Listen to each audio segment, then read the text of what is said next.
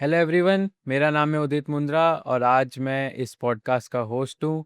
हमारे साथ गेस्ट हैं आज के इंडियन ट्रांसपोर्ट एकेडमी के फाउंडर मिस्टर मोतीलाल मुंद्रा, जो आज हमें बताएंगे कि ट्रांसपोर्ट कैसे वर्क करता है और इसमें आने के लिए हमें क्या क्या चाहिए। आज हम बिल्कुल ज़ीरो से चालू करेंगे कि ट्रांसपोर्ट क्या होता है, कैसे होता है और कैसे वर्क करता है। तो आइए हम जानते हैं इसके बारे में मोतीलाल मुंद्रा के साथ। तो सर, कैसे हैं आप?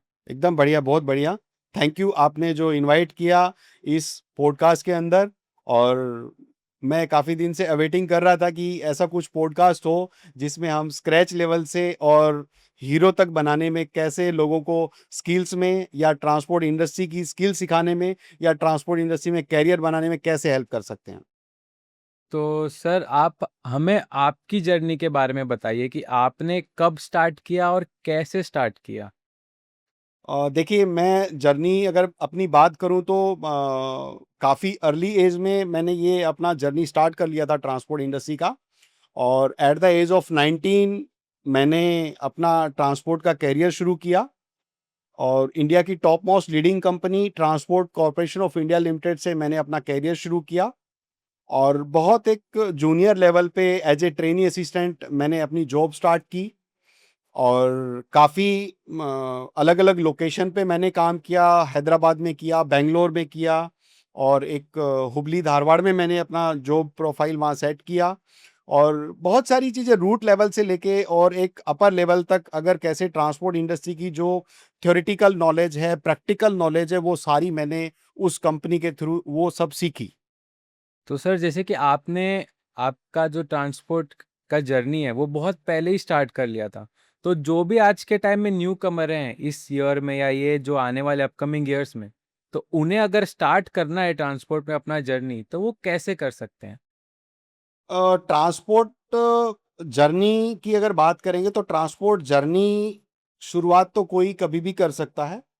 अब बेसिक जो चीज़ें हैं वो ये हैं कि कोई भी पर्सन इस फील्ड में आना चाहता है तो किस तरीके से आ सकता है, अपना कैरियर कैसे शुरू कर सकता है। तो सबसे पहले जो बेसिक रिक्वायरमेंट्स है कि एज जो है वो उसकी 18 प्लस हो, अडल्ट हो। और जो बेसिक उसकी रिक्वायरमेंट्स है, इवन चाहे वो 10th पास हो या 12th पास हो या ग्रेजुएट हो या पोस्ट ग्रेजुएट हो तो और अच्छा है।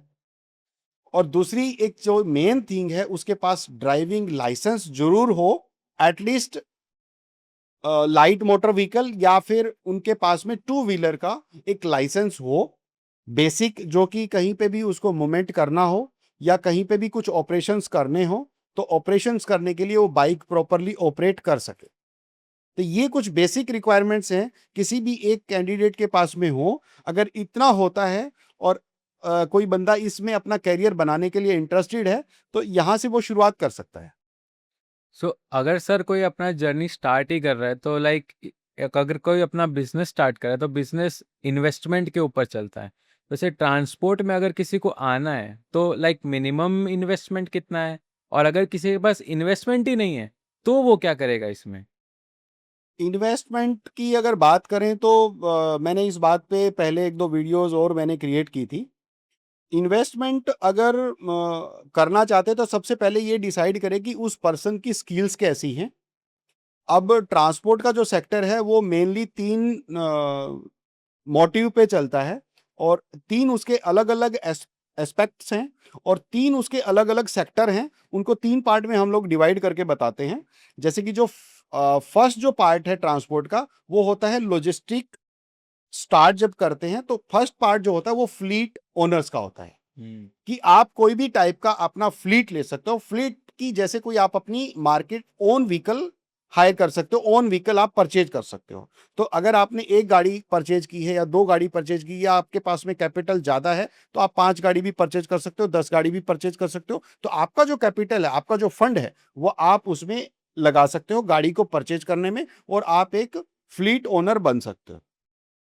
तो यहां तो है एक कैपिटल की बात कि हम्म। कितना कैपिटल लगे। अगर आपके पास में 5 लाख का कैपिटल है तो आप 5 लाख में 2 गाड़ी परचेज कर सकते हो। जैसे ऑन एन एवरेज अगर मैं गिनता हूं तो एक गाड़ी आप अंदाजन 20 लाख या 15 लाख रुपए से शुरुआत की गाड़ी ले सकते हो और उसमें आप मंथली 50-60 हज़ार रुपए की ईएमआई कर सकते हो और उस ईएमआई को आप गाड़ी को रन करके उसको रीपे कर सकते हो और ऐसे करके आप एक 10 लाख के इन्वेस्टमेंट से 2 गाड़ी परचेज करके आप एक फ्लीट ओनर बन सकते हो और एक इस बिज़नेस में एंटर कर सकते हो। दूसरा एक जो सेगमेंट है इसका वो है ब्रोकर्स या एजेंट्स का। ब्रोकर या एजेंट का जो सेक्टर है उसके अंदर आपको पहले थोड़ा-सा एक बेसिक एक्सपीरियंस होने की ज़रूरत है। तो अगर आपके पास कैपिटल है उसमें लगाने का, उसमें ज़्यादा इन्वेस्टमेंट नहीं होता है।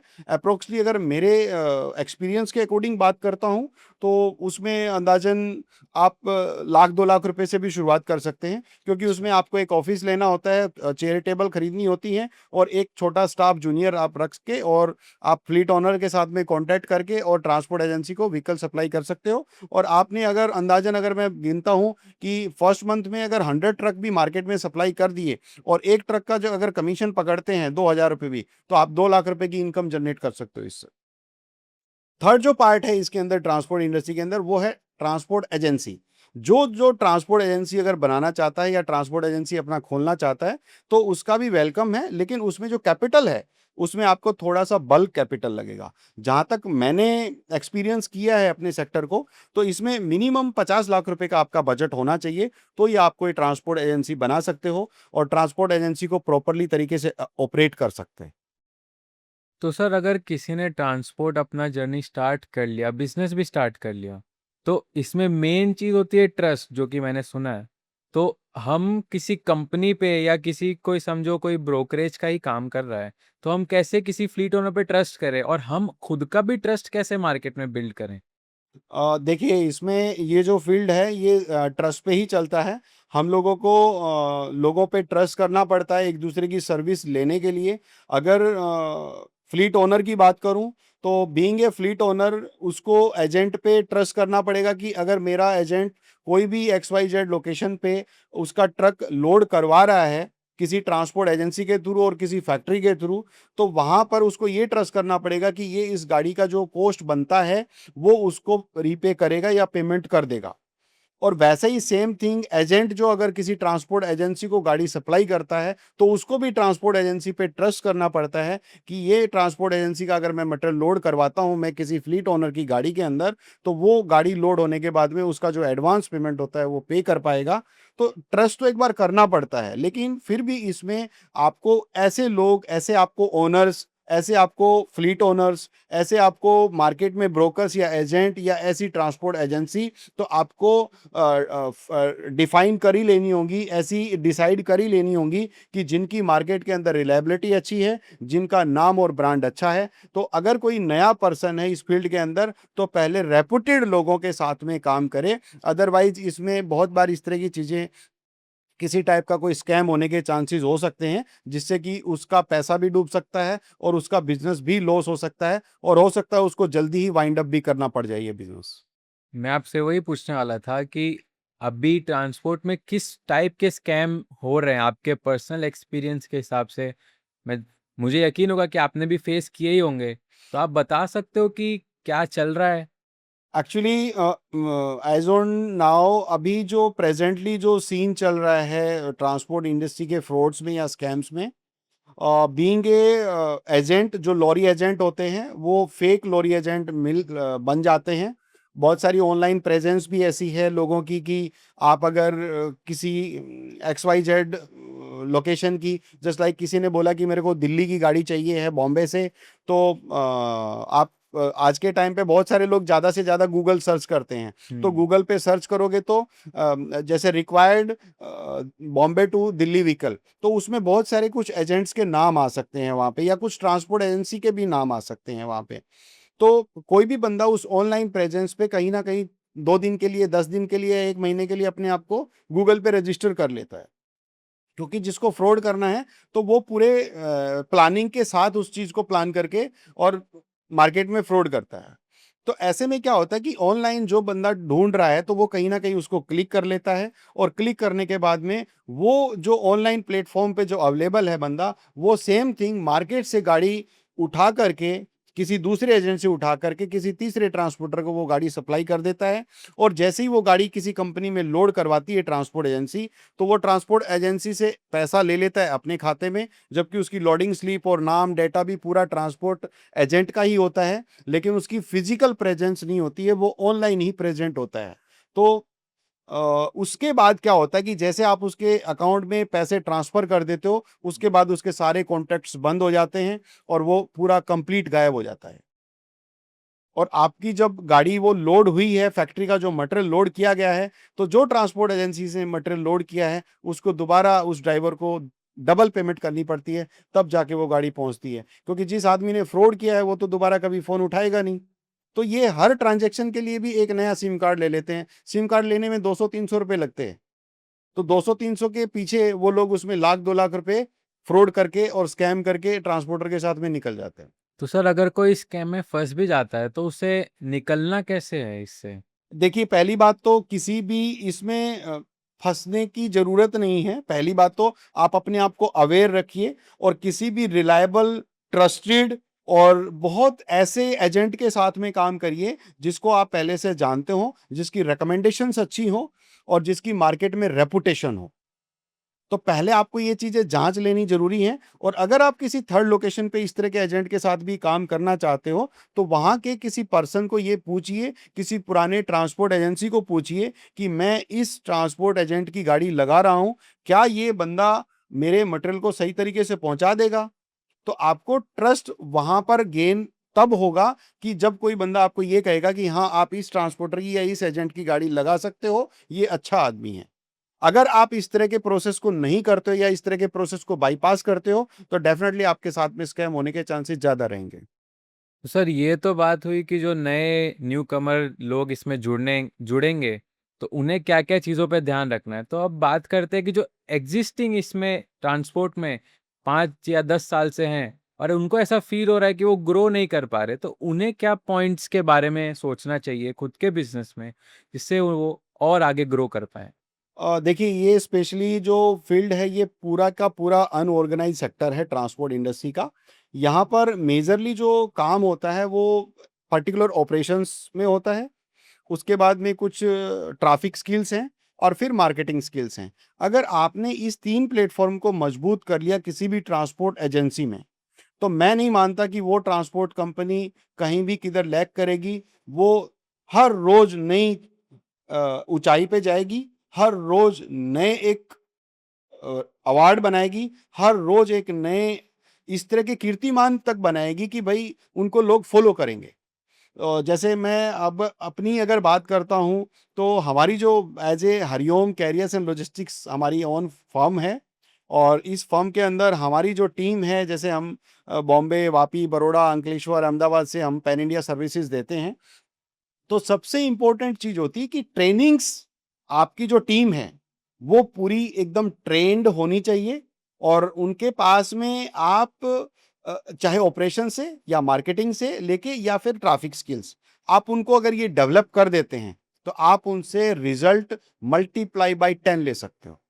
तो इम्पोर्टेंट ये है कि कैसे आपको टीम को मजबूत करना है, कैसे आप अपनी टीम को ज़्यादा एजुकेट करते हो। ऑपरेशन में क्या-क्या चीज़ें होती हैं, जस्ट लाइक अगर आप किसी ऑपरेशन टीम के पर्सन को आप लोडिंग अनलोडिंग का प्रोसेस समझाते हो कि कैसे लोडिंग करते हैं। जैसे कि एक गाड़ी का लोडिंग का सेगमेंट अगर मैं बताऊँ, तो जो नया न्यू कमर्स बंदा होता है, तो उसको ट्रांसपोर्ट में तो आ गया, लेकिन उसको ये नहीं पता है कि भारी माल नीचे रखना है या ऊपर रखना है। हुँ।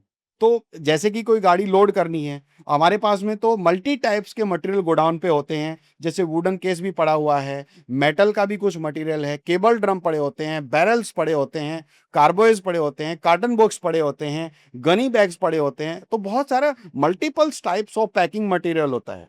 तो हर तरह का मटेरियल होता है, तो उसको गाड़ी के अंदर लोड करते टाइम हमको किन-किन चीज़ों का ध्यान रखना चाहिए, तो ये एक ऑपरेशन का पार्ट है।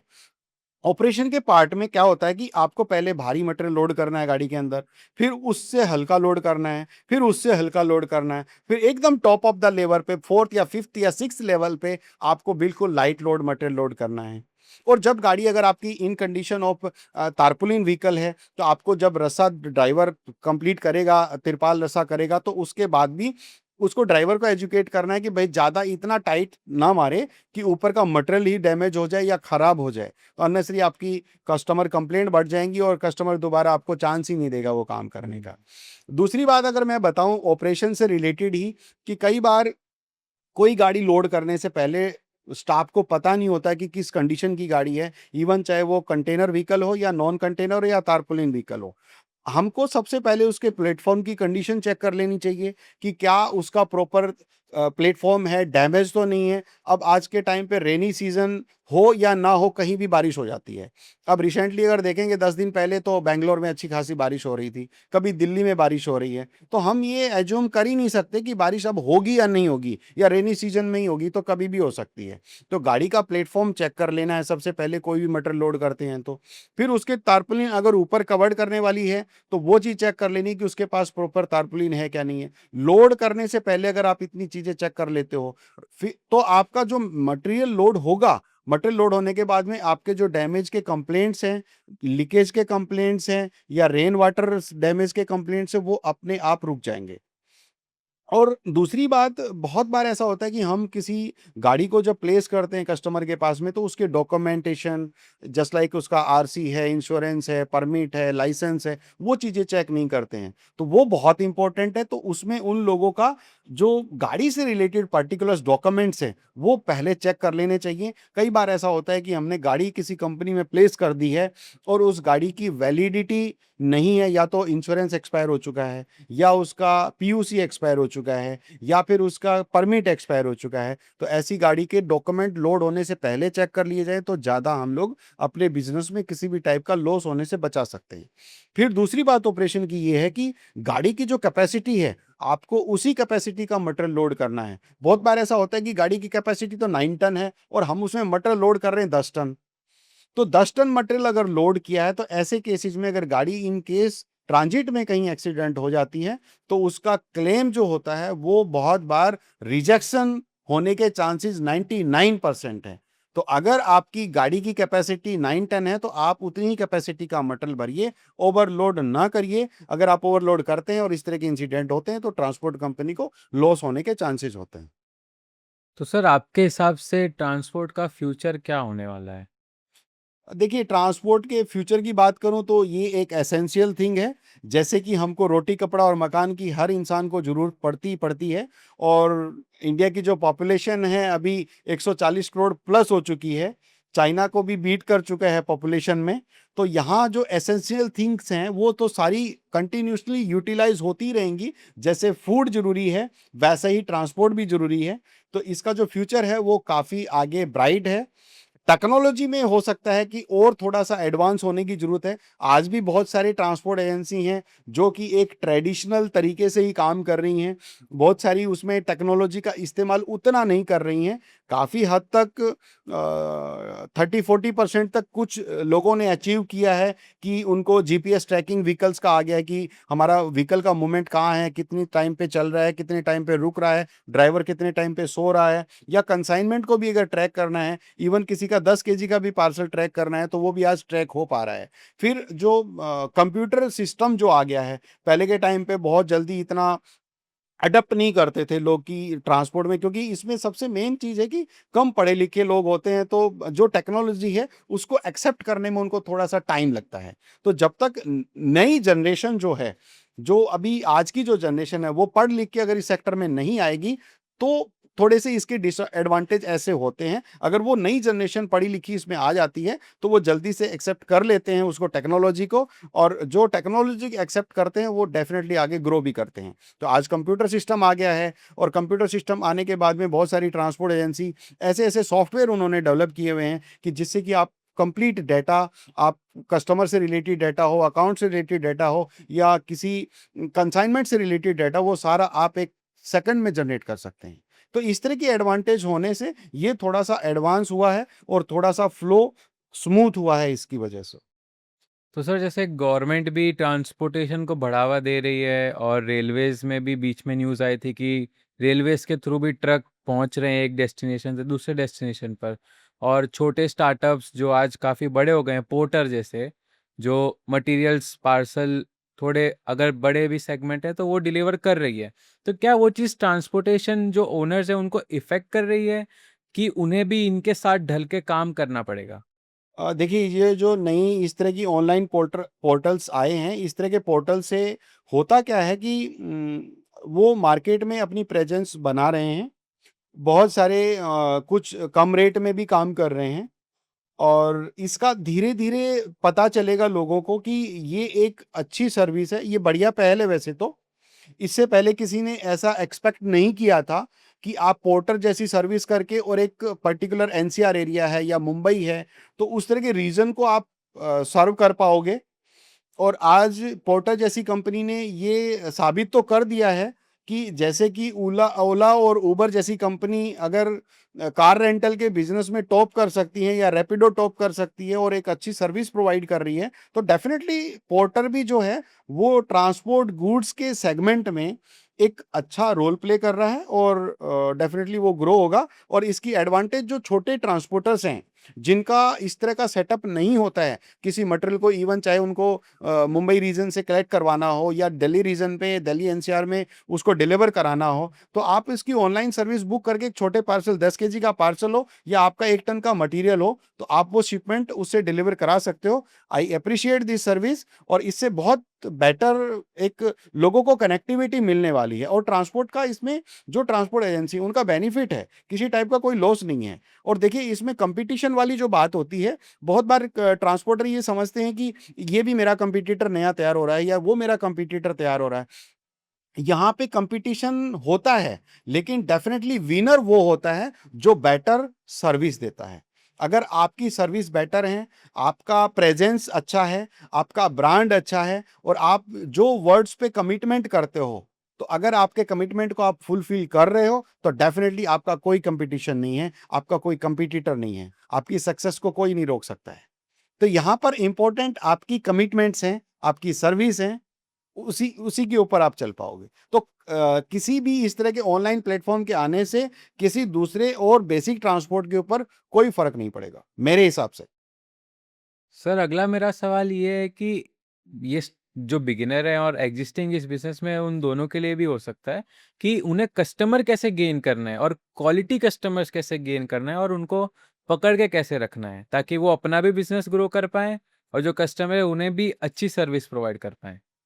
देखिए जो कस्टमर पकड़ के रखना है या गेन करना है, दोनों थोड़ी बातें अलग-अलग हैं। सबसे पहले तो कस्टमर पकड़ना आना चाहिए कि जैसे एक अगर फिशरमैन की अगर एग्ज़ाम्पल देता हूँ मैं, कि फिशरमैन के पास में कोई मछली पकड़ने का काँटा हो जाने से वो फिशरमैन नहीं बन जाता है। इंस्ट्रूमेंट होने से आप फिशरमैन नहीं बन जाओगे। फिशरमैन के लिए आपको उसकी फिशरमैन की ट्रेनिंग, उतना टाइम, उतने एफर्ट्स डालने होंगे। क्या आपने उतने एफर्ट्स डाले हैं उसमें? तो फर्स्ट ऑफ ऑल अगर आप ट्रांसपोर्ट की बात करते हैं, तो ट्रांसपोर्ट में कस्टमर को पकड़ने के लिए आपको एक वैसा एक्सपीरियंस बनाना है अपना। आपका खुद का एक वैसा नॉलेज गेन करना है कि मेरे को किस टाइप के कस्टमर के साथ काम करना है, कौन-सी इंडस्ट्री को, कौन से मैन्युफैक्चरर को, जैसे हो सकता है कोई स्टील मैन्युफैक्चरर है या मशीनरी मैन्युफैक्चरर है या कोई कॉर्रुगेटेड बॉक्स मैन्युफैक्चरर है या कोई प्लास्टिक आइटम्स हैं या फार्मास्यूटिकल है या केमिकल है या मेरे को और कोई बल्क ट्रांसपोर्टेशन में काम करना है। तो सबसे पहले आपको ये आपका ट्रांसपोर्ट का सेगमेंट समझना पड़ेगा कि मैं किस सेगमेंट पे काम करूं। अगर आप सेगमेंट डिसाइड कर लेते हो तो आपके सक्सेस होने के रेट ज़्यादा बढ़ जाते हैं। और आपके पास में अगर आप मार्केट में किसी कस्टमर को, क्लाइंट को काम ढूंढने के लिए जा रहे हैं या मार्केटिंग के लिए जा रहे हैं, तो सबसे पहले आपको उस नॉलेज को गेन करना है। नॉलेज को जब गेन कर लोगे तो ही आप उस नॉलेज को फ्लोट कर पाओगे इन द मार्केट। तो नॉलेज गेन करने के लिए आपको बेसिक रूट्स पता होने चाहिए, डेस्टिनेशंस पता होने चाहिए। जैसे कि एक मैं बेसिक बात करता हूँ, अगर मैं मुंबई में किसी एरिया में वाशी में एक इंडस्ट्रियल एरिया के अंदर मैं किसी कस्टमर के पास जाता हूँ और उस कस्टमर ने कहा कि 9 टन की गाड़ी दिल्ली के लिए चाहिए है, क्या आप प्रोवाइड कर देंगे? अगर आपको 9 टन की गाड़ी का रेट नहीं पता होगा या 9 टन की गाड़ी में क्या मटेरियल लोड करेगा वो, तो आप उसको रेट कोट कर ही नहीं पाएंगे। अगर उसने ये पूछा आपसे कि क्या मटेरियल का ट्रांजिट इंश्योरेंस आप करते हैं, क्या आपकी रिस्पॉन्सिबिलिटी ट्रांसपोर्टर की सारी आप अपने लेते हैं, क्या मैं मटेरियल यहाँ से अगर दिल्ली पहुंचा रहा हूं तो दिल्ली जाने में कितना टाइम लगेगा, तो बहुत सारे ऐसे कस्टमर क्वेश्चंस करेंगे। तो अगर बिल्कुल ही कोई न्यू कमर्स मार्केट में जाएगा तो डेफिनेटली वो फेल होगा। तो ये जो पर्टिकुलर चैनल हम लोग लेके आए हैं, इंडियन ट्रांसपोर्ट एकेडमी, इस चैनल का मोटिव यही है कि कोई न्यू कमर्स है तो सबसे पहले हम उसको पुराना करेंगे। पुराना इन द सेंस, अगर वो हमारी वीडियोस को फॉलो करता है, हमारी एडवाइस को फॉलो करता है, हमारी इंस्ट्रक्शंस को फॉलो करता है, तो वो एक अच्छा अपना व्यू, अपनी एक स्किल्स, अपनी नॉलेज को गेन कर पाएगा। तो मार्केट में जाने से पहले उसको प्रिपरेशन क्या क्या चीजें करनी है, आपके पास विजिटिंग कार्ड होना चाहिए। आप चाहे सेल्स ऑफिसर हो सकते हो, मार्केटिंग एग्जीक्यूटिव हो सकते हो, आप प्रोप्राइटर हो सकते हो, आप ऑपरेशन मैनेजर हो सकते हो, ब्रांच मैनेजर हो सकते हो। तो सबसे पहले आपके पास एक विजिटिंग कार्ड आपका होना चाहिए। आपका जो ड्रेस सेंस है, आपका हेयर स्टाइल्स है, आपकी जो वे ऑफ कम्युनिकेशन है, वो इम्पैक्टफुल होना चाहिए कि आप किसी कस्टमर के पास या किसी क्लाइंट के पास जाते हैं तो कैसे आप वहां पर अपने आप को प्रेजेंट करते हैं। उसके बाद चीजें आती हैं आपकी नॉलेज की, कि आपने ट्रांसपोर्ट इंडस्ट्री के बारे में कितना सीखा है।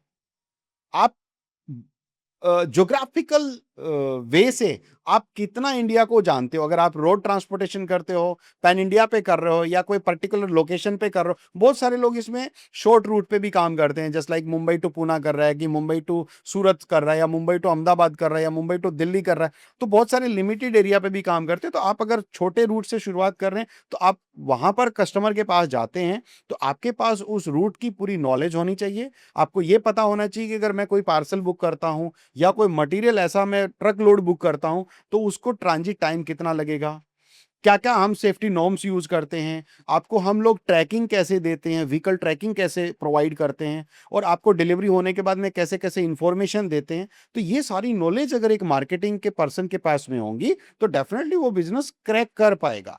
अब रही बात दूसरा जो आपने क्वेश्चन पूछा था कि कस्टमर जो एग्जिस्टिंग हैं हमारे, उनको सस्टेन करने के लिए, उनको बनाए रखने के लिए वो क्या कर सकते हैं। तो सबसे बेटर थिंग ये होगी कि जो आप किसी कस्टमर को एग्जिस्टिंगली प्रोवाइड कर रहे हैं, आपका एग्जिस्टिंग पुराना कस्टमर है, आप उसको रेट कैसे कंपिटिटिव दे सकते हो।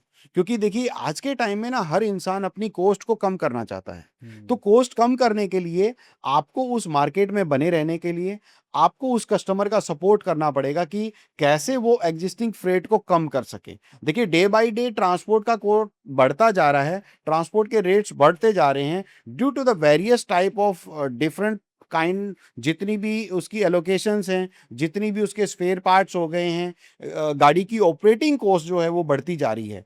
In the terms of diesel की अगर बात करें तो डीजल भी मे भी हो सकता है थोड़े बहुत दिन में अभी इंक्रीज हो जाएगा। अभी जो भी ईरान और यूएस का वॉर जो चल रहा है, हॉर्मुज स्ट्रेट बंद होने की वजह से क्रूड ऑयल जो है वो टाइम से फ्लो नहीं चल पा रहा है, तो उसकी वजह से भी इम्पैक्ट आने वाला है। पाकिस्तान जैसे कंट्री में भी अभी 450 रुपये लीटर पेट्रोल पहुंच गया है। तो यहाँ भी ज़्यादा दिन नहीं है, मे भी हो सकती हैं वो सब चीज़ें। तो ऑपरेशन कॉस्ट बढ़ जाने की वजह से इस तरह की चीज़ें आती हैं। तो क्लाइंट क्या चाहेगा कि ऐसा कोई ट्रांसपोर्ट कंपनी हो, ऐसा कोई ट्रांसपोर्ट एजेंसी हो जो उसकी कॉस्ट को कम कर सके, जो उसके टाइम पे उसको मटेरियल डिलीवर कर सके। देखिए मैं अगर समझता हूं कि किसी कस्टमर को सस्टेन करने के लिए, किसी कस्टमर को वहां पे आपके लिए फेवरेबल बनाने के लिए आपको 3 चीजों पे काम करना होगा। एक तो होती है स्पीड, एक होती है एक्यूरेसी, और एक होता है कमिटमेंट। अगर आपने स्पीडली मटेरियल दिया, किसी कस्टमर ने आपको बॉम्बे टू दिल्ली का शिपमेंट दिया है और आपने कहा है कि सर हम लोग 5 दिन में मटेरियल को डिलीवर कर देंगे, अगर आपने वो मटेरियल 4 दिन में डिलीवर किया तो you have create the good speed for delivery of this shipment. तो आपने एक स्पीड अगर मेंटेन कर ली है, मटेरियल को 5 दिन में कमिट करके और आप 4 दिन में डिलीवरी कर रहे हो, तो कस्टमर आपकी सर्विस से हैप्पी होगा, स्माइल देगा और आपके लिए और नया बिजनेस जनरेट करेगा। दूसरी बात है कि आप कैसे एक्यूरेसी पे काम करते हो।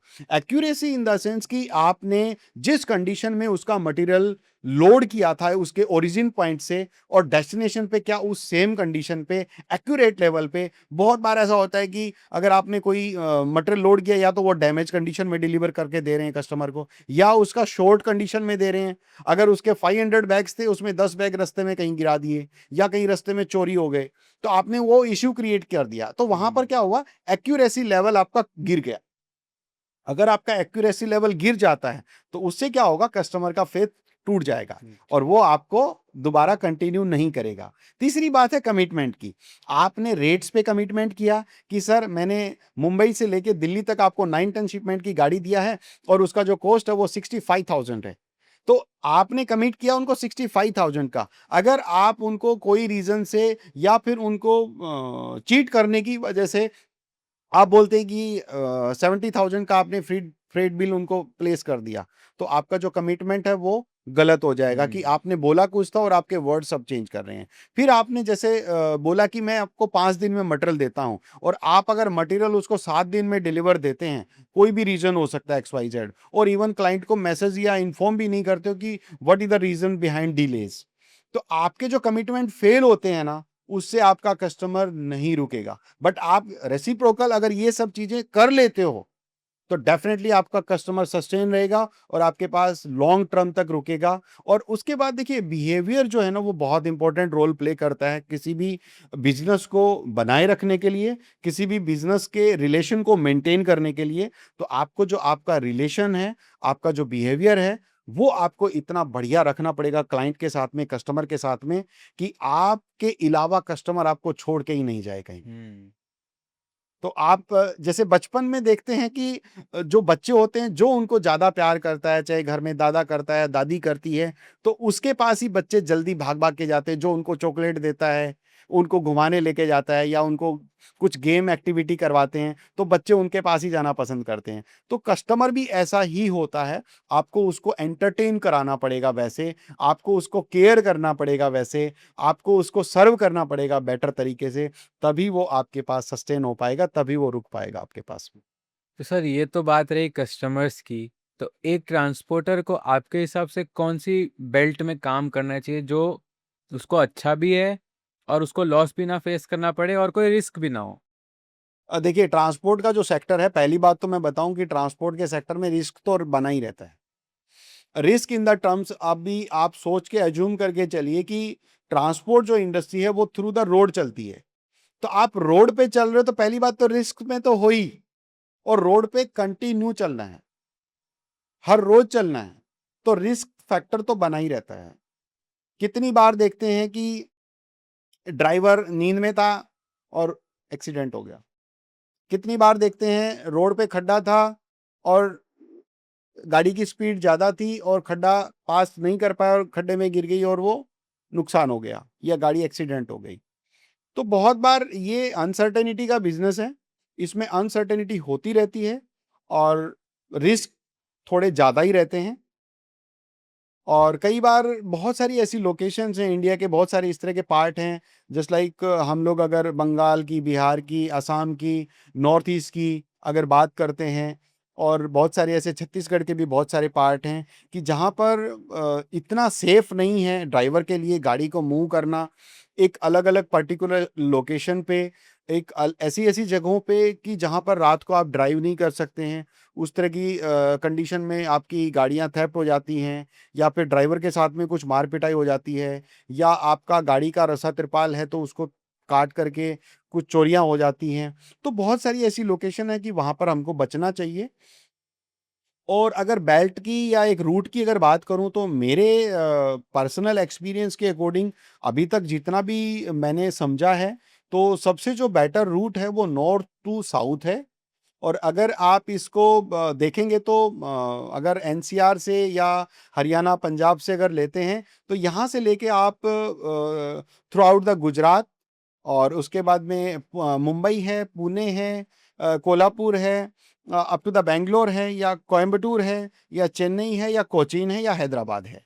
तो ये जो रूट पे अगर आप गाड़ियाँ चलाते हैं तो ये ज़्यादा सक्सेस रेट जो होगा इस रूट पे, आपका सक्सेस रेट ज़्यादा होगा और आप यहाँ से बहुत कम रिस्क में आप एक अच्छा गेन कर सकते हैं।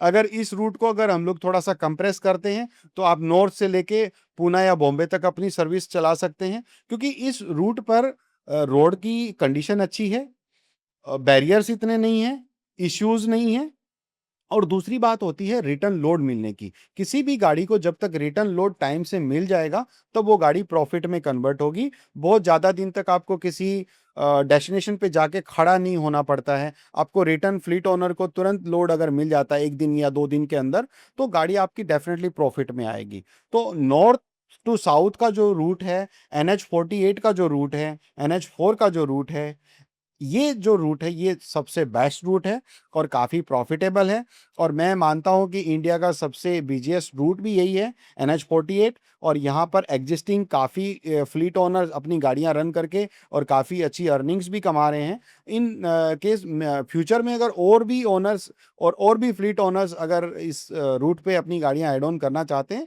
तो डेफ़िनेटली कर सकते हैं। उनको अच्छे मार्जिन्स और अच्छे लोड मिलते रहेंगे क्योंकि आप गुजरात की या महाराष्ट्र की बात करते हैं, इस बेल्ट के अंदर इंडस्ट्रीज़ का जो प्रोडक्शन लेवल है, वो हाई लेवल पे ही रहता है, तो वहाँ पर ज़्यादा गाड़ियाँ होल्ड नहीं होंगी।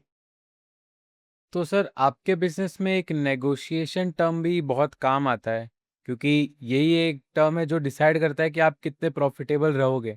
तो नेगोशिएट कैसे करना चाहिए कंपनीज़ के साथ और कस्टमर्स के साथ? देखिए इसमें 2 बातें होती हैं। जैसे कि कोई ट्रांसपोर्ट एजेंसी है और उसको जो नेगोशिएशन करना है अगर मार्केट से उसने गाड़ी अगर हायर करनी है, तो पहले ट्रांसपोर्ट एजेंसी क्या करती है, किसी भी कोस्ट को एक बेसिक एग्ज़ाम्पल अगर मैं लेता हूँ कि बॉम्बे से दिल्ली का एक शिपमेंट 9 टन का हमको लिफ्ट करना है, तो सबसे पहले कस्टमर की इंक्वायरी जनरेट होती है कि ये कस्टमर को बॉम्बे टू दिल्ली का एक 9 टन का शिपमेंट भेजना है। तो जब ट्रांसपोर्ट के पास में इस तरह की इंक्वायरीज आती हैं, तो सबसे पहले ट्रांसपोर्ट एजेंसी का काम होता है कि मार्केट में जो एजेंट्स हैं, जो ब्रोकर्स हैं, उन ब्रोकर्स से ये पता करें कि 9 टन के व्हीकल का मार्केट का आज क्या प्राइस है। क्योंकि मार्केट में प्राइस ना डिमांड एंड सप्लाई के अकॉर्डिंग फ्लक्चुएट होते रहते हैं। कभी भी ट्रांसपोर्ट के जो फ्रेट हैं, लोरी जो गाड़ी का जो भाड़ा है, जो गाड़ी का कॉस्ट है, वो फ्लक्चुएट होता रहता है और वो फ्लक्चुएट होने की वजह से आप उसको एक फिक्स पाथ पे चलाने में थोड़ा-सा डिफ़िकल्टी होगी। तो ट्रांसपोर्ट एजेंसी को क्या करना होता है, वो मार्केट में एजेंट्स को ये पूछती है कि 9 टन के शिपमेंट का क्या कॉस्ट है आज की डेट में।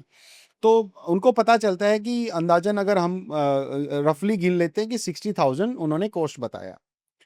तो फिर आप क्या करते हैं कि उसी सेम कॉस्ट को ध्यान में रख के आप एक अपना प्रॉफिट रेशियो देख के और कस्टमर को प्लेस कर देते हैं ऑर्डर 65,000 का आप कोट प्लेस कर देते हैं कि सर हमारा 9 टन का कॉस्ट जो होगा वो 65,000 होगा। क्योंकि देखिए ट्रांसपोर्ट इंडस्ट्री में जो भी प्रॉफिट रेशियो है वो अबाउट 5 to 10% का ही रेशियो है।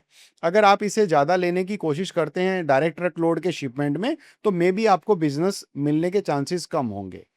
तो जब हमने 65,000 का कोट उनको कस्टमर को प्लेस किया, तब क्या करेगा कस्टमर बार्गेन क्यों करता है या कस्टमर के साथ आप उस रेट को क्लोज़ कैसे कर पाएँगे? उसके लिए कस्टमर एक्जिस्टिंगली पहले से ही 5 ट्रांसपोर्टर को वो इंक्वायरी फ्लोट कर चुका होता है। तो यहाँ बात आती है नेगोशिएशन की। तो बहुत सारे ऐसे ट्रांसपोर्टर्स हैं, जिन्होंने किसी ने 68 का भी रेट दिया होगा, 66 का भी दिया होगा, 65 का भी दिया होगा और 64 का भी दिया होगा। तो मैं मान लेता हूं कि कस्टमर के पास में जो रेट आया है वो 64,000 का भी रेट आया है। तो कस्टमर आपको क्या कहेगा कि मेरे पास तो ऑलरेडी 64 का रेट कोट है, आप 65 का दे रहे हो, तो मेरे को तो इससे नीचे अगर कोई रेट कोट करेगा तो मैं उसको प्रेफर करूंगा। तो वहां पर वो बार्गेनिंग और नेगोशिएशन की बात शुरू होती है और जब कस्टमर के साथ हम 1 to 1 कॉल पे, मेल पे या व्हाट्सएप कन्वर्सेशन के अंदर बात करते हैं, तो अगर हम चाहते हैं कि हमारा वो डील क्लोज होनी चाहिए, तो हम नेगोशिएट करके हम उसको 63,500 में या 63,000 में हम लोग उसको डील को क्लोज कर सकते हैं, जिससे कि कस्टमर भी ये फील करेगा कि मेरे पास 5 ट्रांसपोर्टर का कोट आया था और 5 ट्रांसपोर्टर का कोट आने के बाद में इस एक्स ट्रांसपोर्टर ने मेरे को लोवेस्ट प्राइस कोट किया है और इसकी सर्विस भी अच्छी है और रिलायबल भी है, ट्रस्टेड भी है और कमिटेड भी है। तो सारी चीजें जब आप फुलफिल करते हो तो डेफिनेटली कस्टमर आपकी तरफ आएगा और इसी तरह से किसी भी टाइप का नेगोशिएशन में आप सक्सेस हो सकते हो और टॉप 1 पे आ सकते हो। तो सर आप अपने ट्रिक्स के बारे में बताइए कि आप इतने सालों से इस सेक्टर में कैसे सस्टेन कर पा रहे हो और आज भी प्रॉफिटेबल हो और आगे भी अच्छा ही कर रहे हो? देखिए ट्रिक्स की अगर बात करूं तो सबसे पहले स्किल्स हैं इम्पोर्टेंट। आपकी जो स्किल्स जैसे कस्टमर के साथ में कम्युनिकेशन स्किल्स, फिर आप कमिटमेंट पे कैसे काम कर रहे हो, उसके बाद में आपकी एक्यूरेसी लेवल क्या है और उसके बाद में आपकी स्पीड क्या थी। तो ये सारी जो टर्म्स हैं मैं इनको फुलफिल करता हूँ मेरे क्लाइंट के साथ, मेरे कस्टमर के साथ मैं जब भी काम करता हूँ। और कहीं भी जो अपने मैंने जो वर्ड्स प्लेस किए हैं कस्टमर को, उनको कमिटेड करना, उनको फुलफिल करना मेरी रिस्पॉन्सिबिलिटी होती है। तो जब तक आप उसके पीछे नहीं लग जाओगे फुलफिल करने में, आपके पास कोई शिपमेंट आया, कोई भी आपके पास में ऑर्डर आया और ऑर्डर आने के बाद में आपने गाड़ी तो प्लेस कर दी, उसके बाद में ये पूछा ही नहीं कि वो कहाँ है, कब तक पहुंचेगी, कैसी कंडीशन में पहुंचेगी, कितनी क्वांटिटी में पहुंचेगी, तो आप क्या करते हो, आप अपना बिजनेस लॉस करोगे अगर कस्टमर को इंफॉर्मेशन ही नहीं पास कर रहे हो तो। हम्म। तो हमारा, अगर मैं पर्टिकुलर बात करूं तो सक्सेस का रीजन जो है वो तो मेरे कस्टमर ज्यादा बता सकते हैं कि मेरी क्वालिटीज क्या हैं, बट कुछ मेरी जो पर्सनल मैं जानता हूं जितना, कि मैं कस्टमर को उतना बेटर डिलीवर करने की कोशिश करता हूं और डिलीवर करता भी हूं कि जो कि मेरे जो एग्जिस्टिंग कंपटीटर हैं सेम कंपनीज में, या मैं ये कहूं कि दूसरे और अदर ट्रांसपोर्टर्स हैं वो जो सर्व कर रहे हैं, मैं उनसे कैसे बेटर करूं इन द टर्म्स ऑफ मेरे जो ऑपरेशंस हैं, इन द टर्म्स ऑफ मेरा कम्युनिकेशन है, इन द टर्म्स ऑफ मेरा जो मार्केटिंग है, इन द टर्म्स ऑफ मेरा उनके साथ में रिलेशनशिप्स है। तो मैं हर एस्पेक्ट से अपने आप को बेटर करने की कोशिश करता हूं, हर रोज मैं नई चीजें सीखता रहता हूं, हर रोज मैं कुछ नया कस्टमर को देने की कोशिश करता रहता हूं। तो अपने फील्ड में सस्टेन करने के लिए, अपने आप को इम्प्रूव करने के लिए मैं हर रोज कुछ नई चीजें सीखता हूं और हर रोज मैं अपनी टीम को एजुकेट करता हूं, क्योंकि सारा काम मैं अकेले नहीं करता हूं, मेरी टीम करती है। तो मैं हमेशा टीम बिल्डिंग में बिलीव करता हूं और लीडर्स क्रिएट करने में बिलीव करता हूं। मैं फॉलोवर्स क्रिएट नहीं करता, मैं लीडर्स क्रिएट करता हूं। तो ज्यादातर मेरी जो टीम है जो काम करती है वो डेडिकेटेड है, प्रोफेशनल है और बहुत ही शार्प है और रिजल्ट ओरिएंटेड है। तो जब मैं मेरी टीम को इस तरह से तैयार कर लेता हूं तो रिजल्ट ऑटोमेटिकली मेरे पास में बेटर ही आते हैं। और आज हमारी सक्सेस का रीजन भी हमारी टीम है, जो कि एक डेडिकेशन के साथ में, ऑनेस्टी के साथ में काम करते जा रही है। तो सर ये तो बात रही कि आपने जो नॉलेज शेयर की वो ऑडियंस को काम तो आई होगी। मेरा आपसे एक और सवाल है कि पेमेंट साइकिल कंपनी के साथ कैसे टर्म्स में रहना चाहिए?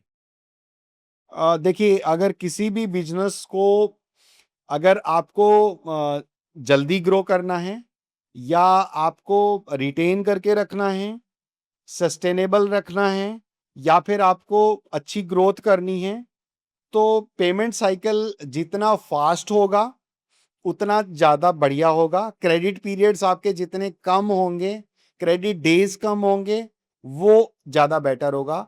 इन द टर्म्स ऑफ कि अगर हमने किसी क्लाइंट को 5% में हमने किसी को सर्विस सप्लाई कर दी, हमारी ट्रांसपोर्टेशन सर्विसेज, और हमारा जो प्रॉफिट रेशियो था वो 5% है। आज एक रफली मैं बताता हूं कि जो भी ट्रांसपोर्ट एजेंसी काम करती हैं, वो हर कोई बिजनेस अपने आप में कहीं ना कहीं एक बैंक लोन से अपना काम चलाते हैं और बैंक का लोन का इंटरेस्ट एवरी मंथ कैलकुलेट होता है और वो उनको पे करना होता है।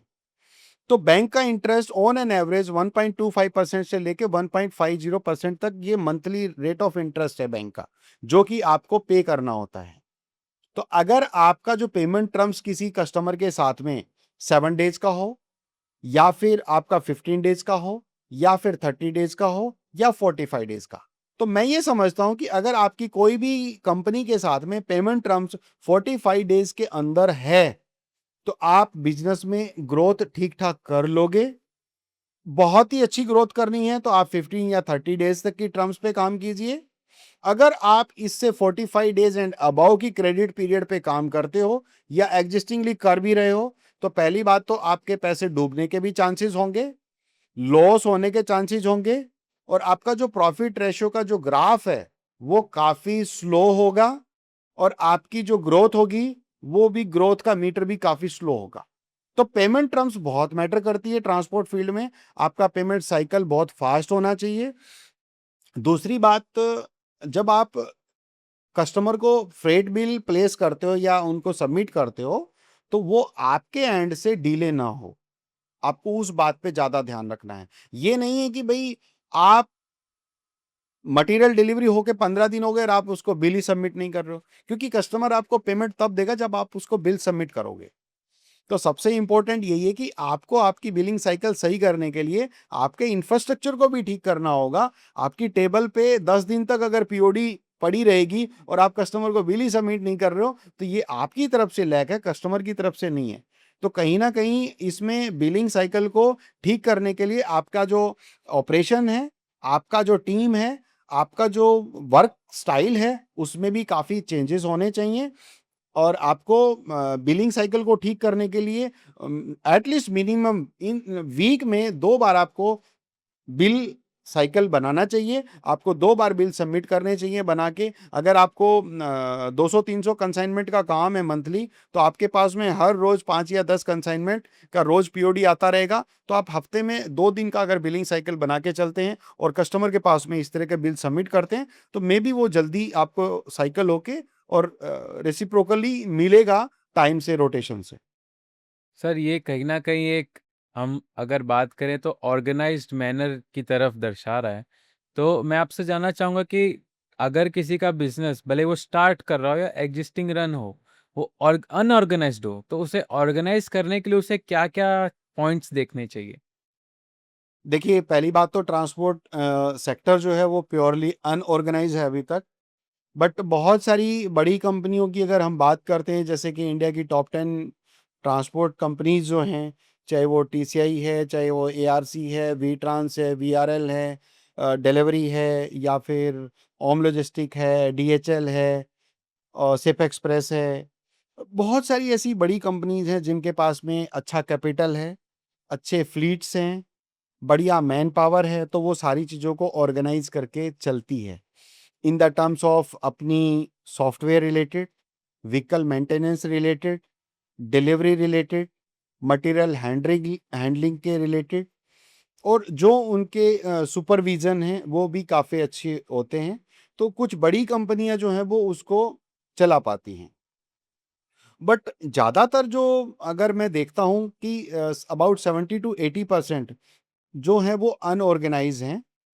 उसको ऑर्गेनाइज करने का जो तरीका है, किसी भी, अगर कोई छोटी ट्रांसपोर्ट कंपनी है जिसमें 10, 20, 30 या 50 स्टाफ हैं या 100 स्टाफ भी हैं, तो आप सबसे पहले अपनी जो टीम है उस टीम को बाइफरकेट कीजिए। ऑपरेशन की टीम है, और ट्रैफिक की टीम है, और उसके बाद मार्केटिंग की टीम है, और बाकी आपका रेस्ट ऑपरेशन, जो कि चाहे वो अकाउंट्स डिपार्टमेंट हो या फिर आपका डेटा एनालिसिस डिपार्टमेंट हो, आप सारे डिपार्टमेंट को पहले तो बाइफरकेट कर लीजिए। अगर आपका ऑपरेशन टीम है तो उस ऑपरेशन टीम को ऑपरेशन के सेक्टर में जो जो चीजें आती हैं वो सारी चीजों के बारे में आपको उनको ट्रेन करना पड़ेगा, उनको ट्रेनिंग देनी पड़ेगी। अगर आपके पास ट्रेनर्स नहीं है तो आप खुद ट्रेनिंग दे सकते हो। बीइंग ए ओनर आपको वो रिस्पॉन्सिबिलिटी ले लेनी चाहिए। और ट्रेनिंग आप अगर मंथली नहीं ले सकते तो एटलीस्ट क्वार्टरली ले लेनी चाहिए।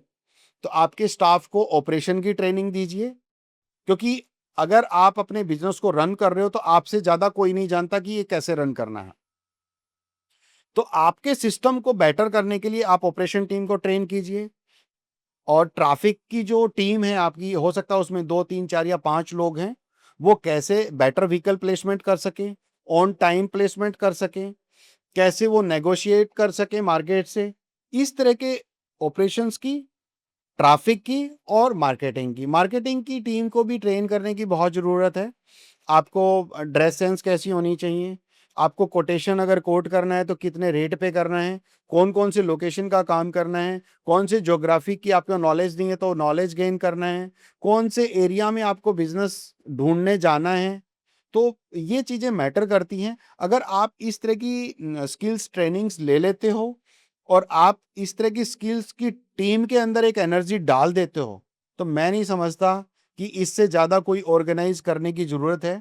अगर कोई ट्रांसपोर्ट एजेंसी इतना ही ऑर्गेनाइज़ कर लेती है, और हमने तो पहले भी बताया था, इस तरह की वीडियोज़ हमने क्रिएट की थी, और इंडियन ट्रांसपोर्ट एकेडमी का जो मोटिव है, वो भी हमारा मोटिव यही है कि हम ट्रांसपोर्ट एजेंसीज़ में कैसे अच्छी स्किल्ड मैन पावर को तैयार करें, कैसे हम ऐसी मैन पावर बनाएँ कि जिससे कि उनकी प्रॉफ़िटेबिलिटी बढ़े, उनकी मार्केट में क्रेडिबिलिटी बढ़े, और कैसे वो लोग अपने बिज़नेस को एक टॉप लेवल पे तक लेके जाएँ।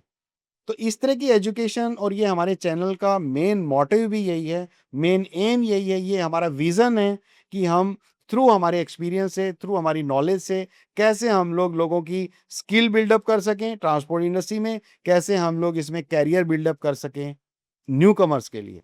तो इस तरह के जो ऑर्गेनाइजेशंस हैं, इस तरह के जो इंडस्ट्रीज़ हैं, उसको ऑर्गेनाइज़ करने के लिए दीज़ आर द पैटर्न्स। ये पैटर्न्स को यूज़ करके कोई भी ट्रांसपोर्ट इंडस्ट्री अपने आप को ऑर्गेनाइज़ कर सकती है, और एक बेटर पोर्टफोलियो अपना, एक बेटर रिज़ल्ट और एक बेटर अपने सिस्टम को बना के और एक अच्छे प्रॉफ़िट लेवल पे काम कर सकती है। सर, आपने जो आज नॉलेज दी है वो तो शायद मुझे पता नहीं थी, और आपने कहीं न कहीं मेरी नॉलेज बढ़ाई है, और हमारे व्यूअर्स की भी नॉलेज बढ़ी होगी जो सर ने आज हमें ट्रांसपोर्ट के बारे में ज़ीरो से बताया है। तो thank you so much sir, आपने जो अपनी नॉलेज शेयर करी, हमारे व्यूअर्स को बहुत काम आएगी वो। और अगर आपको कोई भी प्रकार का डाउट हो या कोई क्वेश्चन हो तो कमेंट्स में ज़रूर बताएँ, और कोई टॉपिक जो आप चाहते हो कि डिस्कस होना चाहिए तो वो भी शेयर करें, तो हम आगे फ्यूचर में उसके बारे में भी बात कर सकते हैं। Thank you sir. Thank you, आपने इतना जो मेरे को आज टाइम दिया और स्पेशली इनवाइट किया इस पर्टिकुलर पॉडकास्ट को बनाने में। आई होप कि जो हमारे चैनल के व्यूवर्स हैं और जो इस फील्ड से लोग जुड़े हुए हैं, वो डेफिनेटली इस पॉडकास्ट से काफ़ी कुछ चीज़ें सीखेंगे। और आई थिंक अगर कुछ नई चीज़ें और मैं क्रिएट कर पाया थ्रू दिस चैनल, तो मैं डेफिनेटली क्रिएट करूँगा।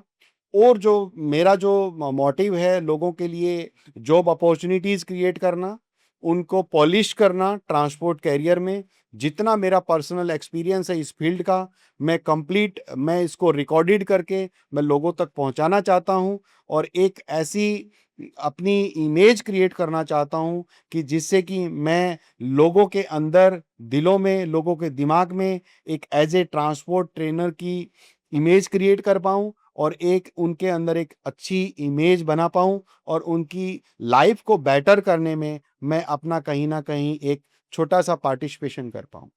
थैंक यू आज इस इतने बढ़िया पॉडकास्ट के लिए। Thanks a lot. Thanks sir.